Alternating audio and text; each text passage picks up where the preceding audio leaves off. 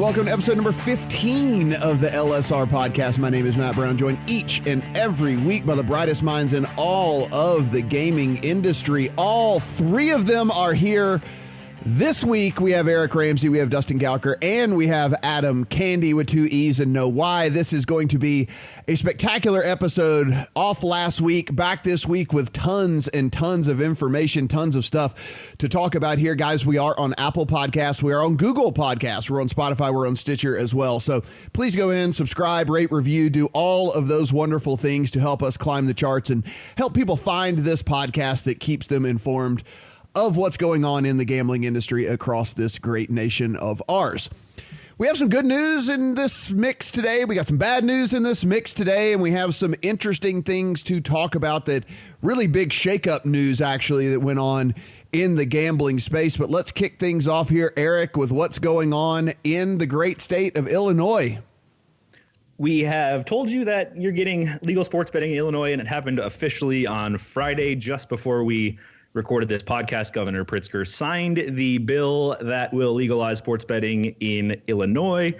There's also legalsportsreport.com this morning. Matthew Cradell has a great piece that sort of runs through the narrative of the last few days of session there. Remember, it was sort of a wild ride. Right at the end, everything fell into place with Bob Rita, big casino expansion as part of a capital funding bill.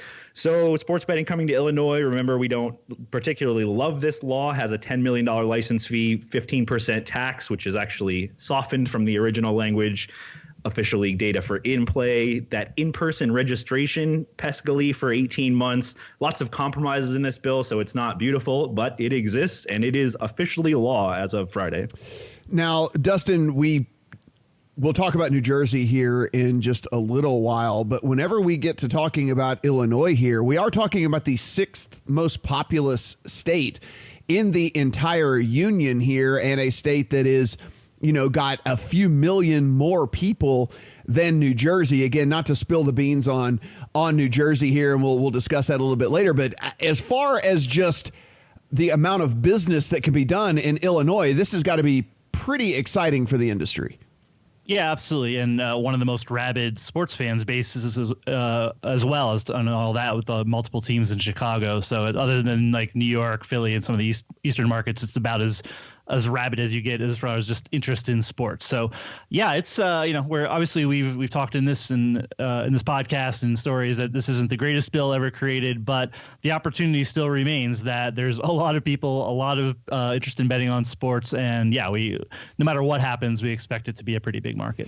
This is going to be a really interesting thing to watch compared to Pennsylvania is the one that I'm watching compared to Illinois. The laws are similar enough to each other in structure that we can maybe sort of make some comparisons for how remote registration fares in Illinois. That's not part of the Pennsylvania law, something they're going to have to deal with in Illinois. So I'm sort of looking forward to watching the direction those two states go through their first years of sports betting. And Adam, we have people that are listening to this podcast that are certainly sitting in Chicago right now wondering, where am I going to be able to bet? How am I going to be able to bet? At what brands am I going to be able to bet? Are we speculating quite yet on who is going to be available for those great people in Illinois? We can speculate, and that's about all we can do, because the rules that were put into place are so serpentine that it's hard to say with any certainty who will be available, other than, if you were already betting at Rivers in Illinois, then you'll probably be able to bet at Rivers in Illinois the same way you've been able to bet at Rivers and Sugar House in Pennsylvania. If you're looking for the big brands like DraftKings and FanDuel that you're used to seeing in other places, understand that they have been locked out for at least 18 months in terms of operating on their own. If they can partner with another master licensee, then you might see DraftKings and FanDuel get into the market on the earlier side. Otherwise, they have to wait at least 18 months, the same as that in-person registration period that was asked for by the racetracks and some of the casinos. And ultimately, what you're going to see is that those companies pay $20 million, not the 10 that Eric mentioned, to be able to get into the market. So it's a different license fee for them. So right now, you probably will see the brands that you expect. It won't be quickly. And we also have to look forward to the fact that there could be in-stadium as well. So you might see kiosks and so on, Wrigley Field, Soldier Field, entirely possible in Illinois. Yeah, and that is pretty interesting as well, because we know that Sinclair Media is very interested in sports betting as well. They have said as much to investors. They have said as much in every interview that they will basically put out. And Dustin, of course, they are partnered with Chicago Cubs as far as launching a network for the Chicago Cubs as well. So there could just be all kinds of things happening in Illinois here. Yeah, the amount of potential partnerships, the bigger the markets you get into, the more you're going to see this stuff. Like if New York had happened to open up, I can't even imagine the kind of media deals you would have seen. So yeah, absolutely, you're going to see a lot more of that. All right, Dustin, there was a bill that passed in Maine, and this is something you are a big fan of. Now, we aren't necessarily jumping up and down about the Illinois bill here, but you like this one. Yeah, since we last talked on this podcast, Maine has passed a sports betting bill. It sits with the governor still, I believe. But Maine has a what we're calling perhaps the best sports betting bill ever created. It untethered to casinos. It has like a $2,000 license fee to get in if you're a sports betting operator, which in actuality might be way too low. I think they should be like, I'm all for intelligent fees and such, but I think Maine could have probably gotten a little more money out of it. But that and like just a little bit of a barrier to entry is nice, right? I mean, like at least a little bit. Yeah, the barrier to entry will be in regulation. Like you can't just open up. I can't just open Dustin Gauker Sportsbook tomorrow and say, hey, this is, you guys are take my $2,000 and I'm doing sports betting. So so that's good. Basically anybody who wants to get in though can get in if they're willing to pay the fee and get vetted and have an actual sports betting product. It's online, reasonable tax rates, 10% for land-based, I believe, 16% for online. It's by all accounts, this is a really smart bill, and we're always fans of when we see really smart bills. So we have the gamut here from Illinois, which we don't think is a very good bill, to one that's really friendly for how things are going to go in Maine. So we're if I'm drafting a bill, I'm looking at what Maine did and starting there as a starting point for any state that has yet to pass sports betting.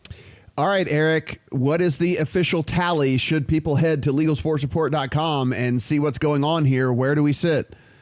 Holy crap. So much has happened. I'm not 100% sure of the count. I think it's 17 jurisdictions now that have legalized sports betting. If we have ones that we think are pretty guaranteed to pass it's with the governor, I think it's 18 is my count. There we go.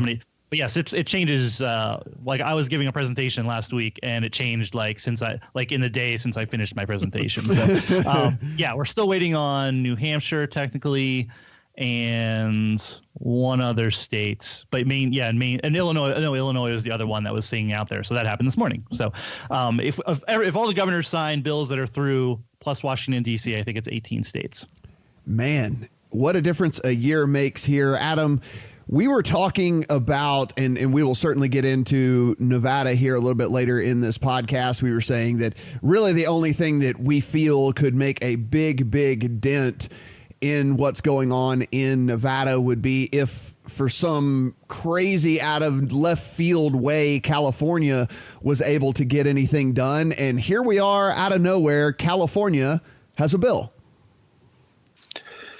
A bill that I wouldn't get too excited about quite yet, because it's a bill to put a constitutional amendment on the ballot that is going to be a very expensive fight with a number of very well-staked participants. Assemblyman Adam Gray has proposed this bill. He's been involved in sports betting legislation in the past. Remember that earlier this year, you had a group that called itself Californians for Sports Betting that was threatening to do a referendum. They gathered a grand total of 0 signatures. They were ultimately just sort of a faction that was trying to spur discussion at the legislature. Now we have some action at the legislature. So understand that if this happens, we're only talking about, like Colorado, a bill to send it to the ballot. And when you think about the $8 billion tribal gaming industry in California, the card rooms that have been at issue for a long time, this is far from a sure thing, but in terms of getting any momentum going in California, it certainly is a positive development. Now, Eric, let's give a little bit of background here on this. I mean, this is something you and I have been, tracking from the poker side of things for basically the last decade. I mean, we have had California, there was an ample amount of money that has been spent by the online poker companies over in California. There have been a couple different times where it seemed like something may get to the finish line only to get stomped out here because when Adam mentions the tribal gaming side of things over there, they wield just an incredible amount of power. We talk about tribal complications in a number of states in the East Coast. It's come up several times. Nothing really holds a candle to the landscape in California. As Adam mentioned, it's a multi-billion-dollar gaming industry. There's more than 60 tribal casinos. And like many other states in this position, the relationship between the tribes and the state is not the best. They're just fresh out of a court battle over these card rooms that offer a version of casino games that are banked by the players to sort of skirt the exclusivity. There's a lot of tension in that state with the tribal gaming, but really hard to overstate the opportunity there with sports betting as well. Obviously would be the largest market in the country by a big margin. Yeah, nearly 40 million people live in California. If you are wondering, that is more than the entire country of Canada. So it is basically our own little Canada sitting over there on the West Coast as far as a potential market here, and certainly would just absolutely destroy every single other market that would get going here, and certainly something that I think Nevada is secretly rooting against as well, though might see some under the table donations to some of these tribal casinos over there to keep this from going on. Dustin, Arkansas. This was we talked about Arkansas getting things passed up there, and looks like we're going to actually have some betting in Arkansas. Yeah, this one's really gone on under the radar. I mean, people have known that part of the casino expansion there legalized sports betting, but there hasn't been a whole lot of hoopla about Arkansas. But there's a report out there that the first place that will have sports betting is going to be Oaklawn Racing Casino Resort, and it's going live next week. So we'll officially add the 9th state where there's going to be sports betting. There's currently 8 where there is some sort of sports betting going on. This would be the 9th if it does go live. But like I said, this has been one of the most under the radar launches of sports betting that we've seen. So looking for some details there. It's not going to be fully online. It does sound like there's going to be mobile on property soon. But if you're in Arkansas, you might be able to head on down to Oaklawn and get some bets down next week. Yeah, and if you're wondering kind of where that is located, it's just outside of Little Rock, so it's actually by the biggest city in the state there. So there's certainly going to be I imagine a decent amount of action going on right there.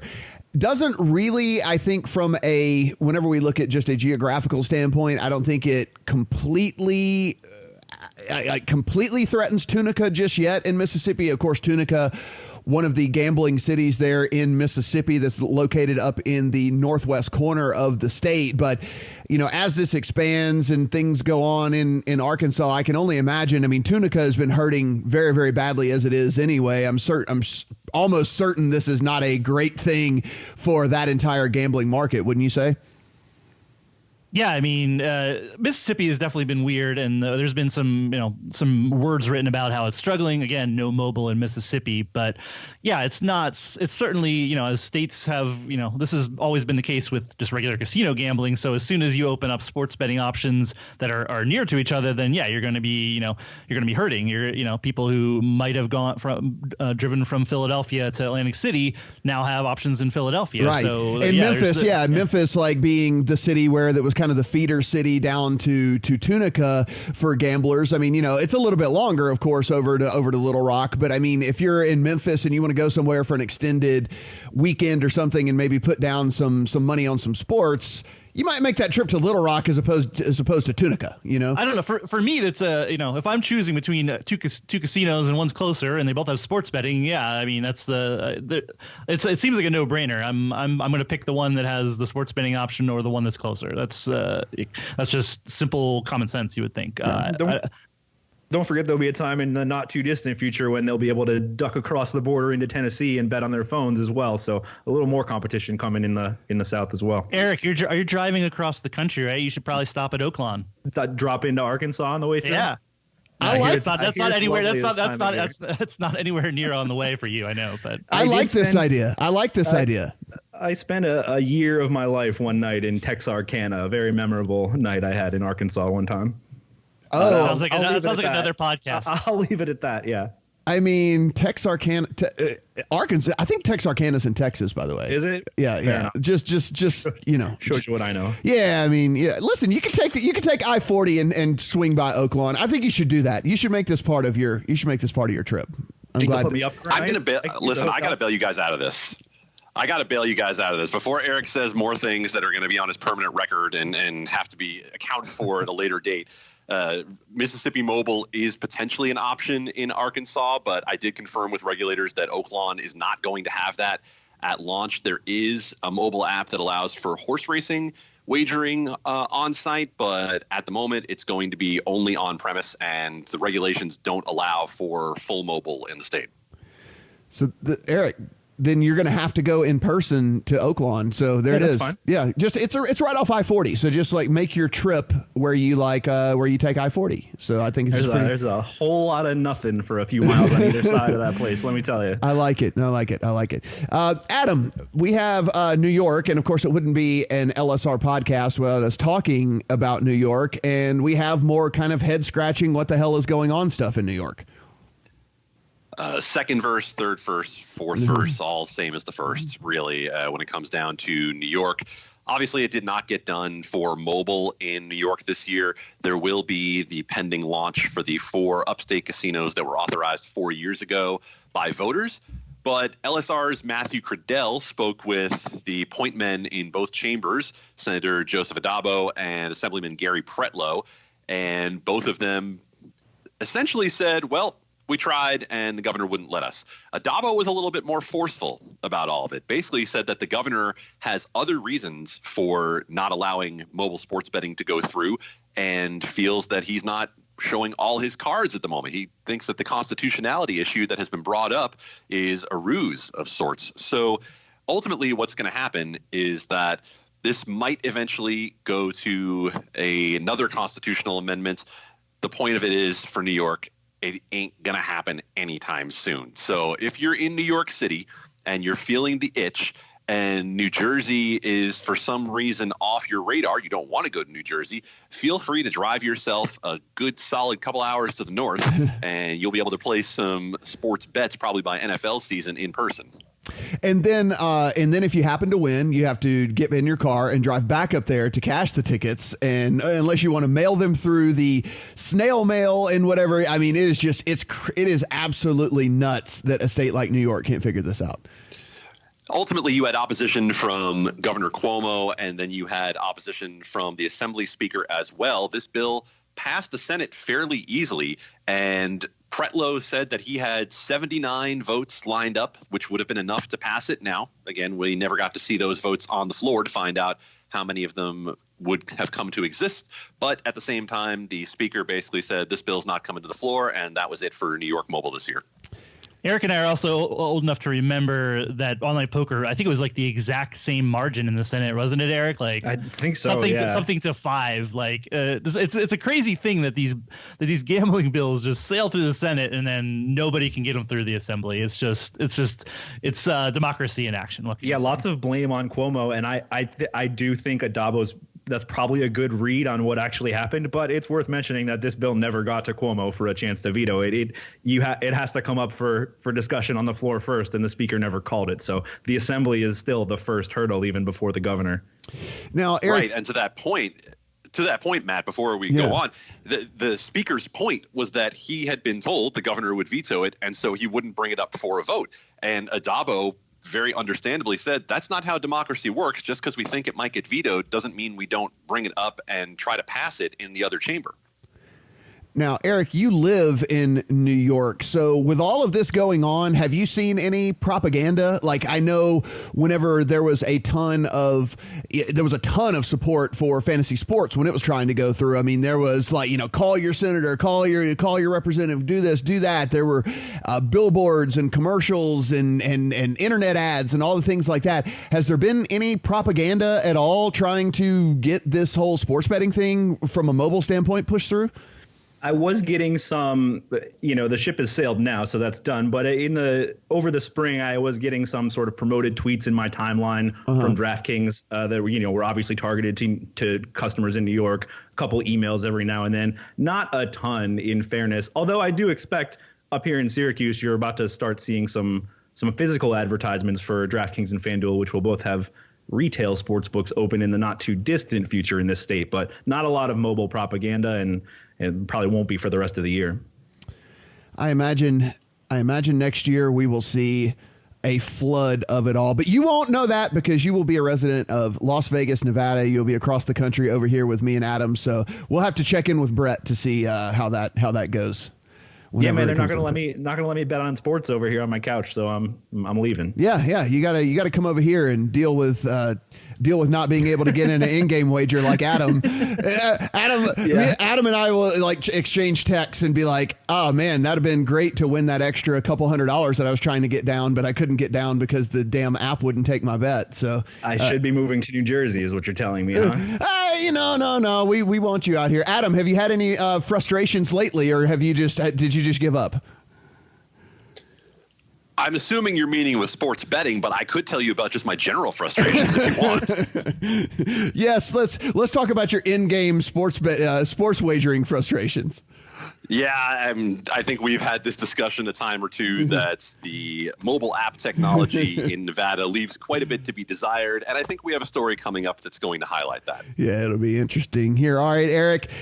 Washington, D.C. Now, this is something that we talked about several times on this podcast. If people want to, you can actually start out with a very, very brief refresher as to what's going on, as to what we thought was going on over there, and then what the news is currently.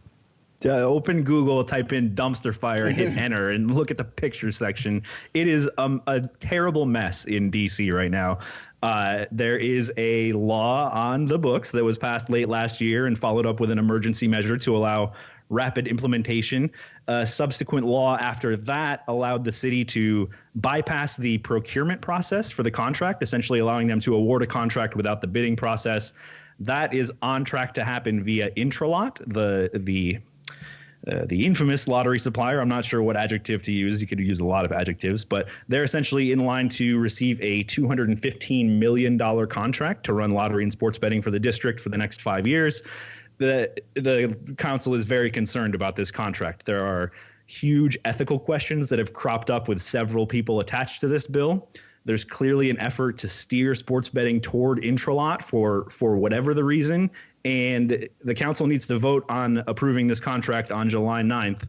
And it's not clear to me which way they're going to go. There's a lot of concern about the way this is going down in D.C. Dustin, you were very, very critical of this whenever this went through and whenever this went down. I can only imagine as this story continues to evolve here, you are kind of like with this wry grin over there sitting in Oregon. Yeah, I mean, this has been a cluster for a while now. The other part that came out of this is that we learned that they are in fact thinking they're going to have like a no risk sports betting product. Like they're guaranteed something like 20 to 25% revenue, which means this isn't really sports betting like we know it in any other state that's launched, and especially not like in Nevada. So this is some kind of very high hold product that is not going to look like sports betting at all. So there's a question as they move toward this, if Washington D.C. really has legalized sports betting in any kind of meaningful fashion, if this is what we're going to get out of it, is a product where they are guaranteed to keep 20 to 25% of all wagers that are coming in.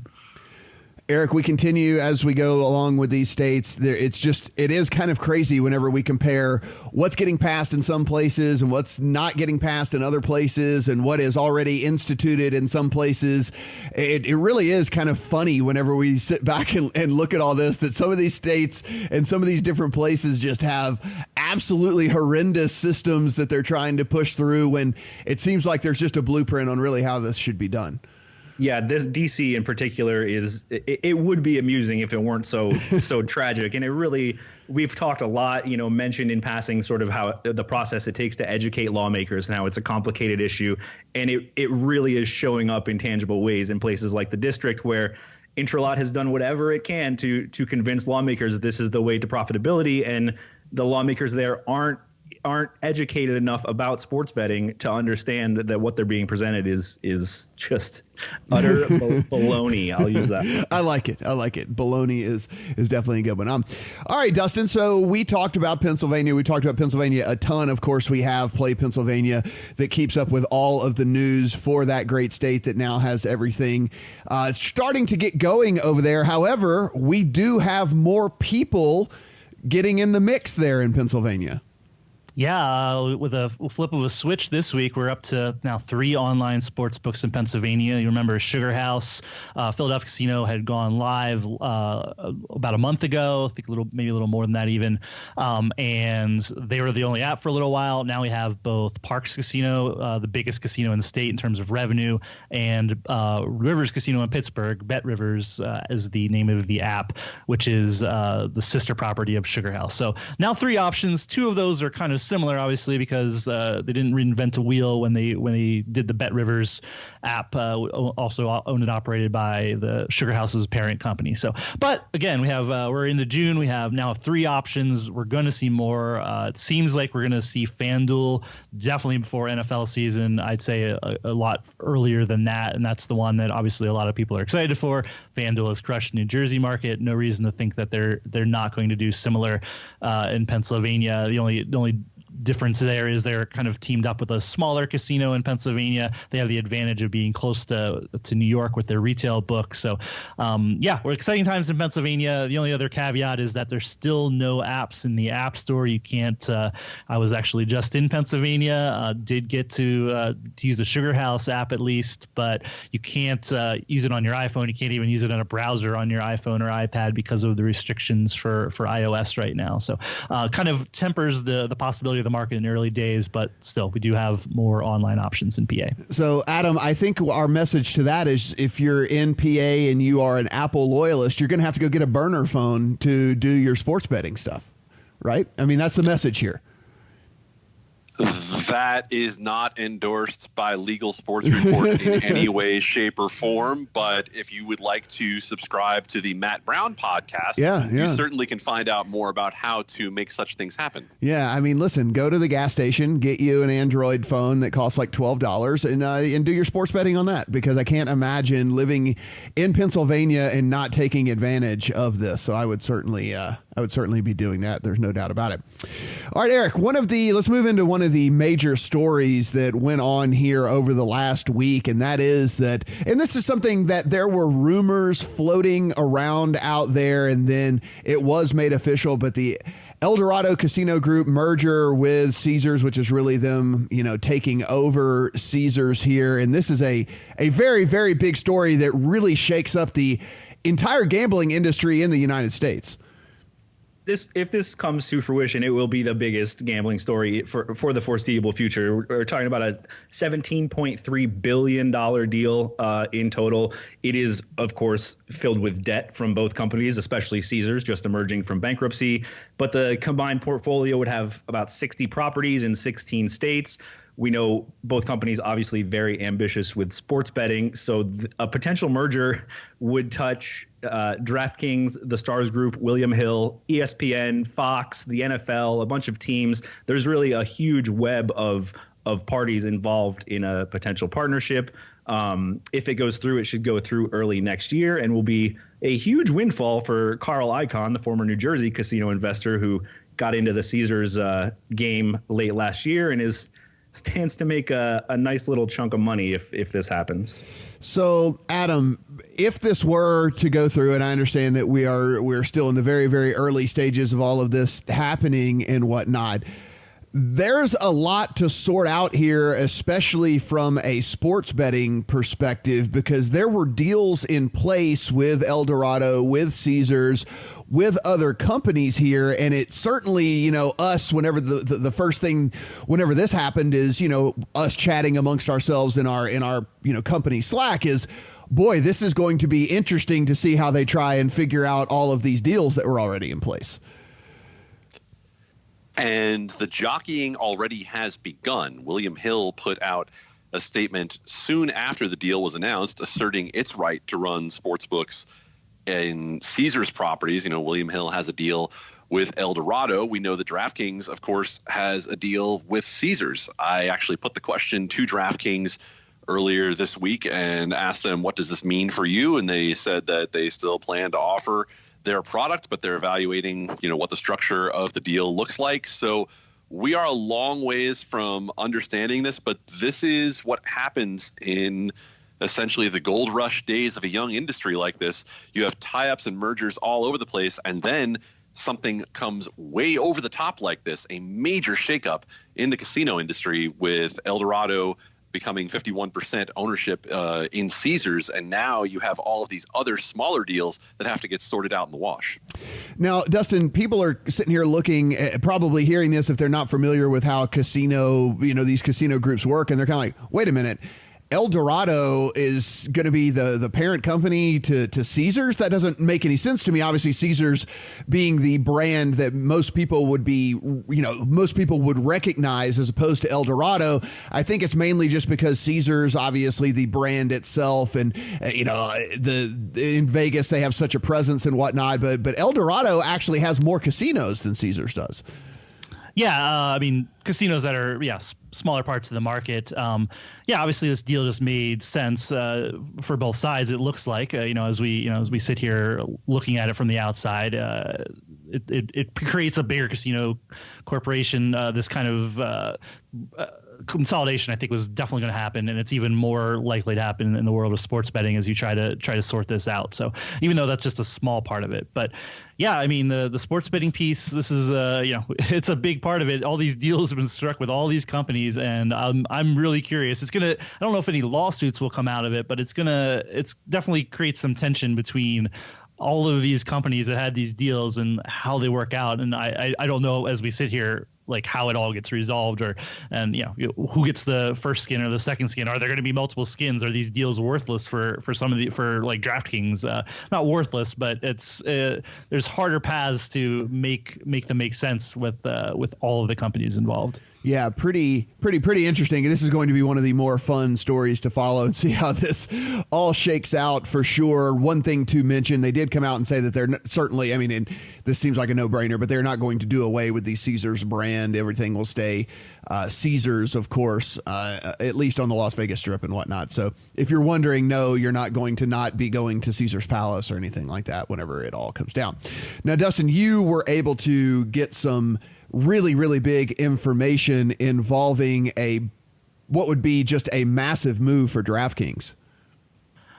Yeah, we're reporting that DraftKings is in pretty close to acquiring a company called SB Tech, which I'm sure we've talked about on past podcasts. It's a sports betting and online gambling platform provider that has increasingly looked at the U.S. market as an entry point. So this would be a big deal if it does come to fruition. I understand that it's I'm hedging in that I didn't say that it's a done deal because it obviously has been announced. Every last document hasn't been signed, but do understand that this is pretty far along.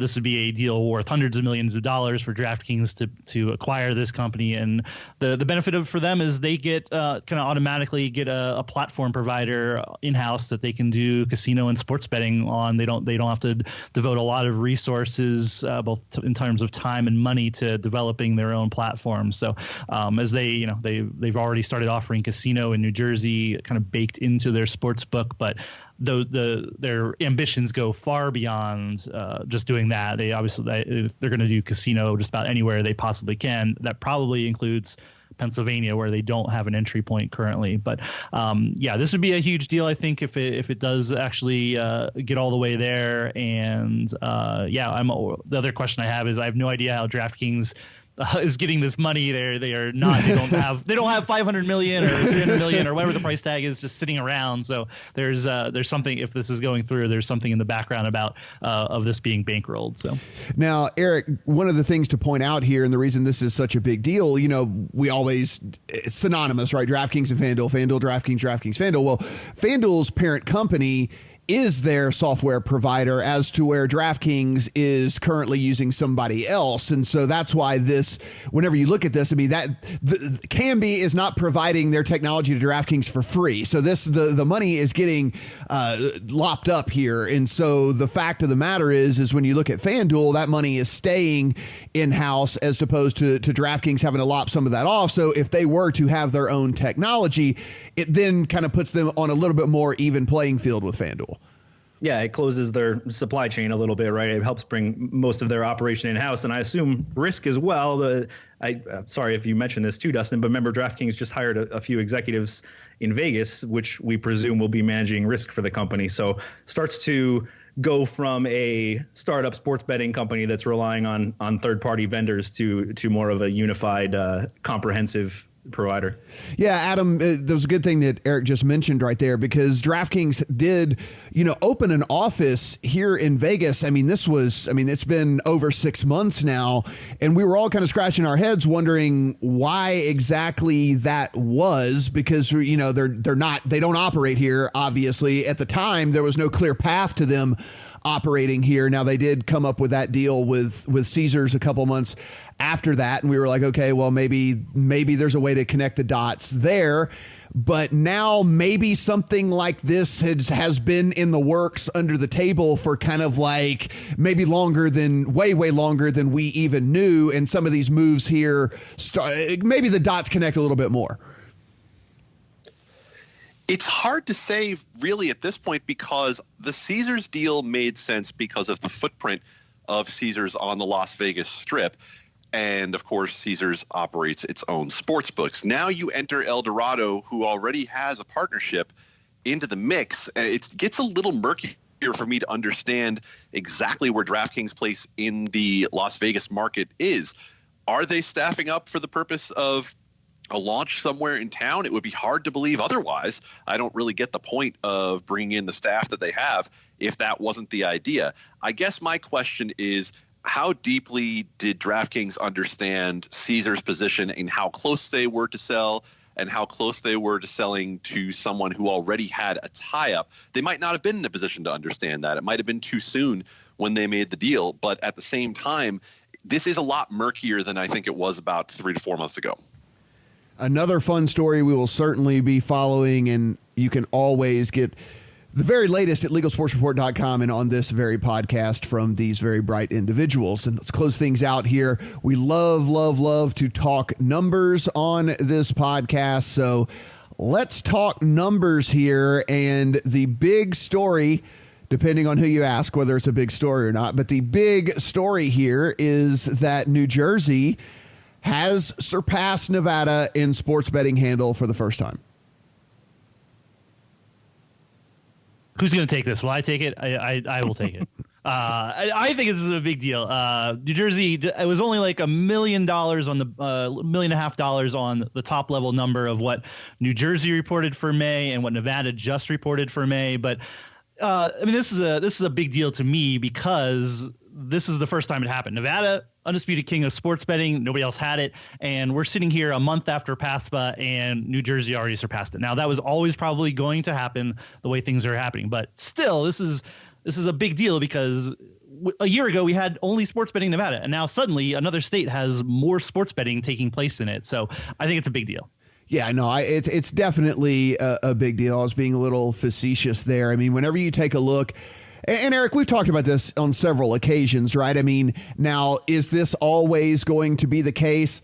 Probably not, and actually probably not sooner as opposed to later. I mean, we do have, as we just mentioned, Dustin just told us, we have more apps that are now going to be available in Pennsylvania. We still don't even have the iOS version of these apps. Whenever we're talking, we're talking about half the potential customer base here that isn't really able to easily access mobile sports betting within Pennsylvania. When that is able to happen, you have to assume that the handle is going to take a pretty big hit there in New Jersey. And of course, we continue to talk about New York. And when New York finally gets their crap together, then that's going to, that's certainly going to really be detrimental to the New Jersey handle as well. But, for the time being, yeah, this is this is a big deal. Yeah, I don't really know what the long-term, 5 years from now, what a typical month in New Jersey looks like. I have a hunch it's probably maybe somewhere around where we're at right now because of what you mentioned, the competition. A lot of New Jersey's success has to do with bettors coming across from the Philadelphia area before Pennsylvania launched. And of course, from New York, we are not anywhere close to mobile sports betting up here. So it'll be some time for us. But I mean, you have to imagine it will not be terribly long before Pennsylvania, takes that crown back on the East Coast, but does not diminish what New Jersey has done and really speaks to the strength of the regulators and the law itself there for what they've done in one short year. So, Adam, let's go ahead and beat the dead horse here. This is something that we've done several times on this podcast, but we might have new listeners, and maybe there might be some people in Nevada here listening to us as well. So let's go ahead and drive this home yet again. When we look at these numbers here, one, we don't think Nevada/Las Vegas is really in any sort of trouble here. It's still going to be the party destination for your big sporting events. It's just the convenience of being able to walk from casino to casino, from book to book to book, and then also, combine a full-on vacation with the, Super Bowl or March Madness or whatever it might be. We don't expect that to change, and we think that Vegas will always certainly be the hotbed for that. However, moving forward here, you have to start to wonder, though, if a lot of these other states are really going to start running down Nevada as long as Nevada just sits idle and does not really look to improve their product. If ever there were a situation to show that there is a growing pot of people who want to bet on sports, this is it. Because, yes, New Jersey edged ahead of Nevada this month. The key thing to remember is that Nevada had a record for May handle this month. They broke a record last year, and they broke the record again this year. So it's not as though Las Vegas had a particularly bad month when it comes to sports betting. Now, to your point about the long game, I think that Nevada needs to be careful and not be too comforted by the fact that it did have that situation. Obviously, you just mentioned it. March Madness, Super Bowl, and so on. Those are going to be the times that Nevada outshines everyone. But as more and more states come around, as the competition gets heavier, as people get more savvy about their options, then the thought of Vegas as king just because is obviously going to be challenged a bit. Again, I'm with you. I don't think in the long term that Nevada, Las Vegas specifically, has a lot to worry about. But as we've talked about ad nauseum, you talked about that dead horse. It's like, I'm going to beat Mr. Ed, Secretariat, and Seabiscuit all at the same time here and tell you that the app technology does have to catch up, because as people become more accustomed to what a good mobile experience looks like in New Jersey, in Pennsylvania, and beyond, then they're going to look at what they got when they came to Las Vegas and downloaded an app and say, ugh, I don't want to deal with this. So, Dustin, also, I think this is one of those situations where in Nevada, they're really missing out, the forest for the trees here. The local casinos are so powerful here. They don't want remote sign up. They don't want you to be able to sit on a couch and sign up and fund your account. They want you to have to go into the casino. They still think that you're going to drop a 20 in the slot machine or whatever it might be. And, maybe that is the case. But in the long run, I just don't see how they're not realizing that they're missing out just on so many casual bets. I mean, you're sitting there watching a game 4 of an NBA finals, or someone's really hyping up, this Yankees Red Sox series that's going on overseas, like whatever it might be, whatever is really hot and heavy in the sports cycle. You might get someone who just wants a little bit of skin in the game because they are going to be watching the game anyway, but they're not compelled enough to get up off the couch and drive down to that casino and have to go through that process and do all the different things like that. I mean, until Nevada really gets to it. I mean, listen, yeah, record month, and I get it. But think of what it could have been if you could get some remote and some mobile signups, and even just with tourists in town, if they were able to sit in their hotel and sign up as opposed to having to go down to the sports book. I mean, I really think this is something they're missing out on. And we're talking I don't think we're talking a little bit of the pie here. I think we're talking millions of dollars.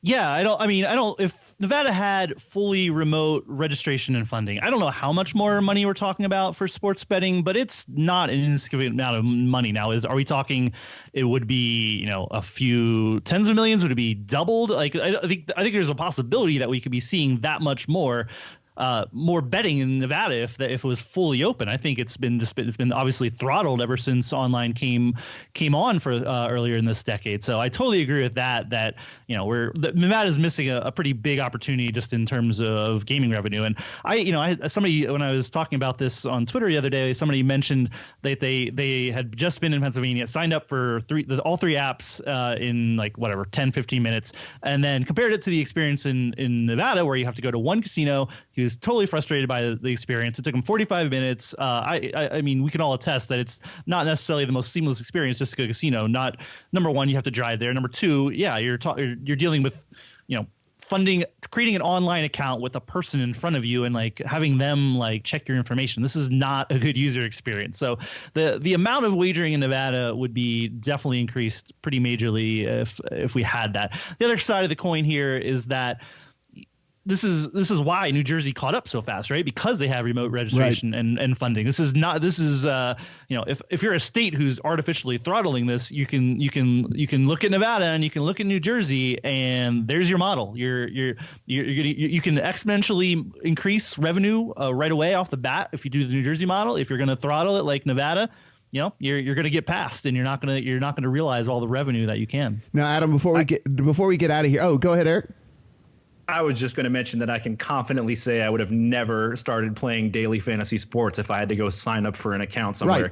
Can you imagine that sort of thing? And obviously sports betting is different, but the principle holds to, even like I said, even up here, a half-hour drive is just too big of a hurdle for a large number of potential bettors. It is, absolutely. And I mean, again, we've gotten to the point where with technology that we can definitely verify people's identities and their ages and where they're located and all that, everything's like that. I mean, we're there. So all of that argument is just complete horse hockey. Adam, before we get out of here, we just mentioned, the state of Illinois. We talked about how big it is, and we talked about, Pennsylvania, how big it is. It's not out of the realm of possibility that other states are going to pass Nevada along the way as well. I wouldn't say so much a possibility as a likelihood, just based on population alone. When Pennsylvania eventually pulls itself together and everybody has mobile that is eligible to have mobile, there's no question that Pennsylvania ultimately will pass Nevada. It easily could pass New Jersey, depending on how you think the market splits up of who is playing in New Jersey right now, who comes from Pennsylvania, who comes from New York, et cetera. And I think that's the big one, that if New York ever really pulls itself together, it is going to make a mockery of everyone else in terms of handle, especially. The thing to keep in mind with Pennsylvania, even if it does pass other states in handle revenue-wise, revenue is going to be interesting for Pennsylvania because you have to remember the tax rate in that state makes it so that you're not always sure you're going to get the same odds that you would in New Jersey. Companies have to make money there too. Guys, as always, if you want the full breakdown on any of the stories that we talked about on the podcast today, just head to LegalSportsReport.com. You'll be able to find all of the great work there. Great stories by Matthew Cradell, Eric, Dustin, Adam, all have great stuff on the site. So be sure and check that out. You can follow on Twitter at LSP Report. And if you want to follow the guys on Twitter at Eric_Ramsey, at Adam Candy, 2 E's, no Y, and at Dustin Gowker. I don't know why, but if you want to follow me at Matt Brown M2. We are on Apple Podcasts, Google Podcasts, and Spotify and Stitcher. So please go subscribe, rate, and review. We really, really appreciate all of those 5 stars. It really does make a difference. For Adam, for Eric, for Dustin, I'm Matt. Talk to you guys next week.